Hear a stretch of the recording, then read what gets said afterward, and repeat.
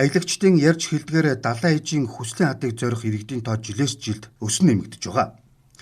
Хөвсгөл аймгийн Хатгал суманд орших хүслийн хадаа аялал жуулчлалын зохицлборыг бүрэн тохижуулж ашиглалтанд оруулсан байна. Аялагчдын явган замд сүйдрвч бүтээгдэхүүн борлуулах цэг, амрах талбай, завны зогсоол, ариун цэврийн байгууламж, 12 жилийн өшөө бүхий иж бүрэн зохицлбор болжээ. Хөвсгөл аймгийг жил бүр 110-аас 130 мянга гаруй жуулчид зорин очдог гэсэн судалгаа байдаг.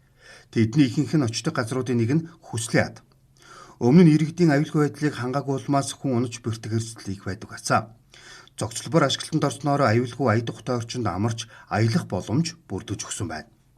Нийт өртгөн 1.5 тэрбум төгрөгийн санхүүжилтээр дохицлтын ажлыг хийжээ. Бүтээн байгуулалтыг орон нутгийн Жавхлант хүслэн компани гүйцэтгэсэн байна.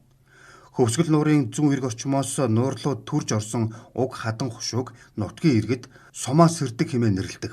Улмаар Хөвсгөл нууранд очисон хүмүүсээ хүслээ шивнэн ажил үйлсээ даатган залбирдаг болсноор хүслийн хад хэмээн нэрийдсэн түүхтэй юм а.